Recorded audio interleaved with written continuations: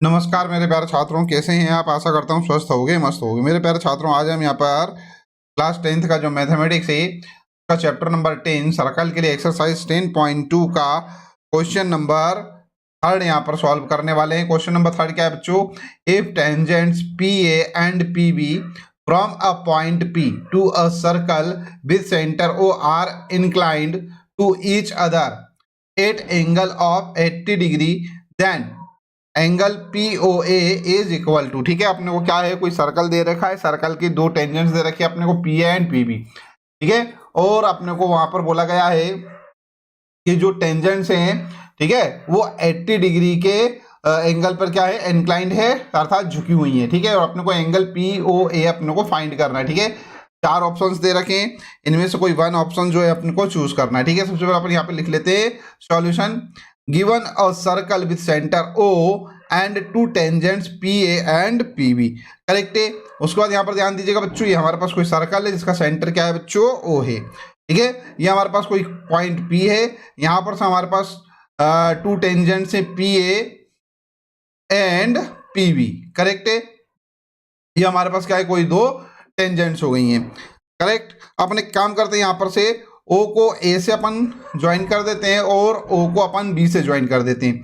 ठीक है, साथ ही साथ में ओ को अपन पी से ज्वाइन कर देते हैं। करेक्ट है। इतना करने के बाद बच्चों यहाँ पर ध्यान दीजिएगा, ये ओ ए जो है हमारे पास क्या है, रेडियस है, और पी ए क्या है हमारे पास, टेंजेंट है। ठीक है, तो ओ ए क्या हो जाएगा हमारे पास भैया, पी ए पर परपेंडिकुलर हो जाएगा। इसी प्रकार ओ बी भी क्या हो जाएगा, परपेंडिकुलर हो जाएगा। ठीक है, यहाँ लगते हैं अपन, now we know that radius is perpendicular to tangent. ठीक है, तो यहां से ओ ए जो है पी ए पर परपेंडिकुलर है, that is angle O A P will be 90 degree and angle O B P also 90 degree. Correct है, ये अपने को यहाँ पर इतनी चीजें पता चल रही हैं। ठीक है, चलिए बच्चों अपन इसको आगे यहाँ पर सॉल्व करते हैं। इतना होने के बाद बच्चों यहाँ पर थोड़ा सा ध्यान दीजिएगा। ठीक है, क्या हमारे पास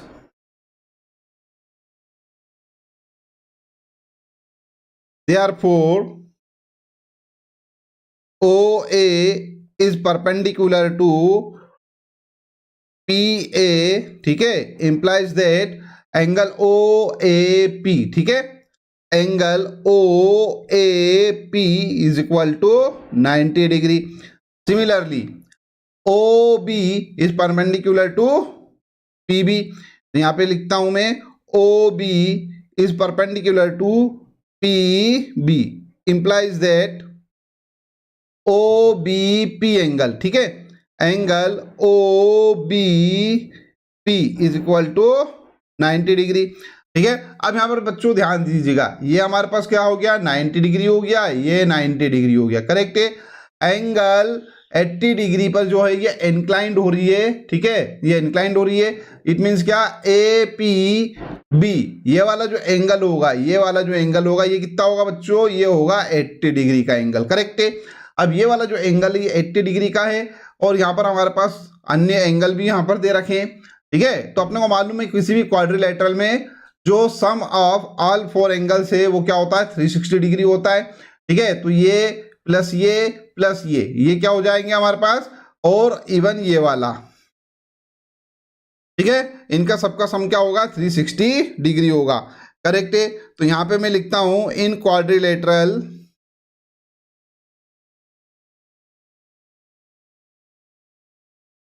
in quadrilateral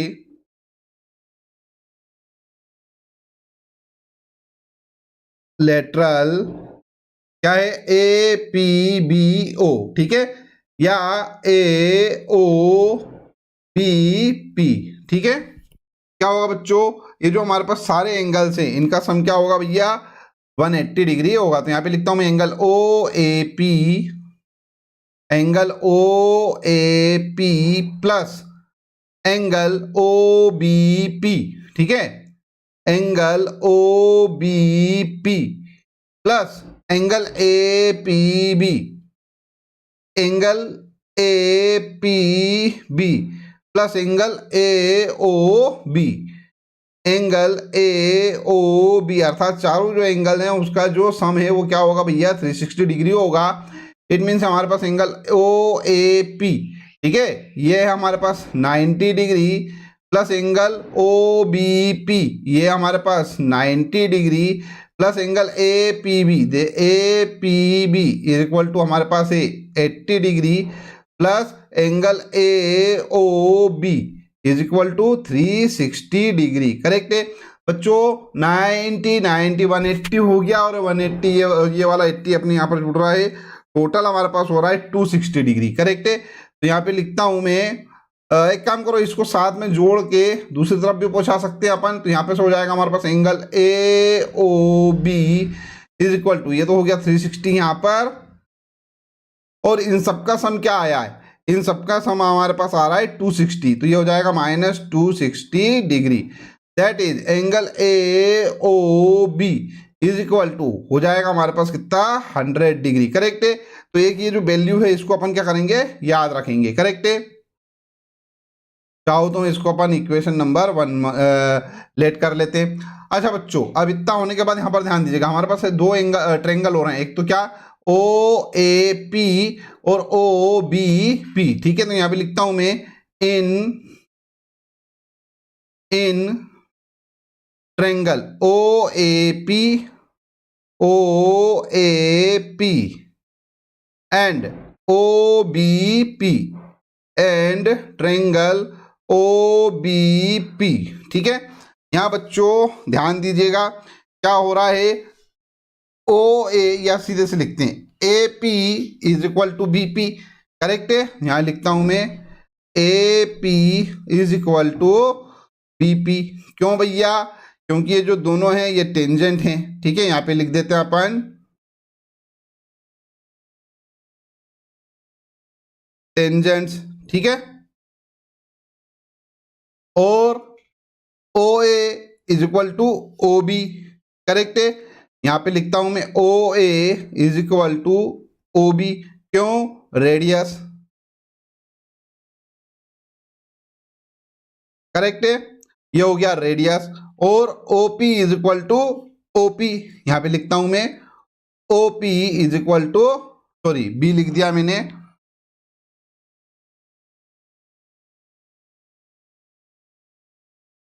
क्या, OP is equal to OP. क्यों भैया, क्योंकि ये कॉमन है। करेक्ट है, तो यहां पर देखो S S S S S S congruency हमारी यहां पर क्या होगी, फॉलो होती है, तो यहां पे लिखेंगे अपन hence triangle O A P is equal to triangle O B P, ठीक है। क्यों, यहां पर अपन इसका रीजन भी लिख देते हैं, ठीक है, बाय एस एस एस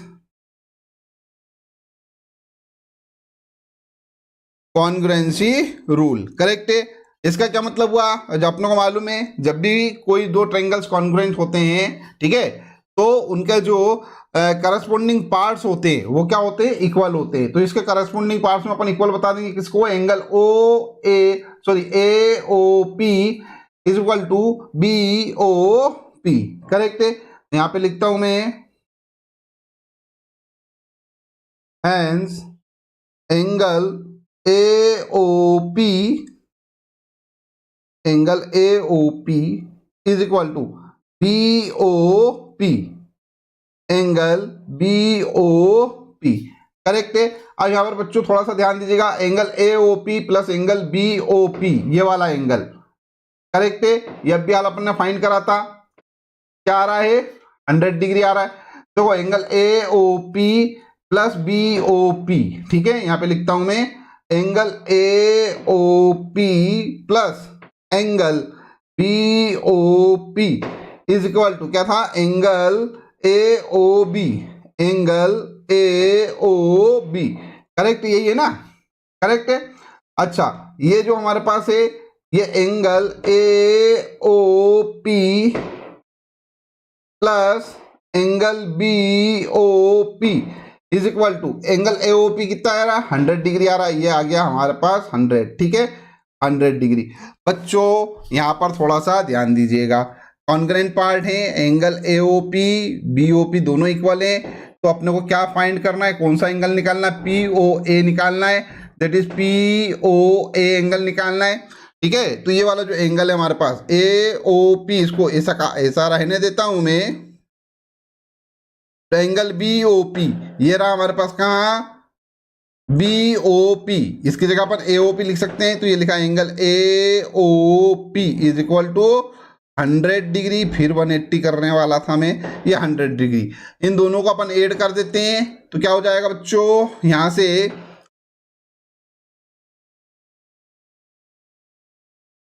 हाँ यहां से क्या हो जाएगा, एंगल AOP ये हो जाएंगे एड टू एंगल AOP, ये यहां पे लिख लेता हूं मैं, two angle AOP is equal to 100 degree. अब देखो एंगल AOP या POA एक ही बात होती है, तो यहां पर से आ जाएगा यहां पर नीचे, तो यहाँ लिखेंगे अपन angle AOP is equal to 100/2 that is 50 degree. ठीक है, तो हमारा जो आंसर होगा क्या होगा, आंसर A इज करेक्ट होगा, तो यहां पे लिखेंगे अपन ऑप्शन A इज करेक्ट। ठीक है, आई होप आपको अच्छे से समझ में आ गया होगा। जब समझ में आ गया है तो इस वीडियो को लाइक कर दीजिए, चैनल सब्सक्राइब ना किया तो चैनल सब्सक्राइब कर लीजिए, साथ ही साथ में नोटिफिकेशन वाला जो बेल आइकन है उसको अवश्य प्रेस कर दीजिएगा। इस वीडियो को देखने के लिए धन्यवाद, थैंक यू वेरी मच। इस वीडियो को अपने फ्रेंड्स के साथ जरूर शेयर कीजिए जो क्लास 10th में स्टडी कर रहे हैं।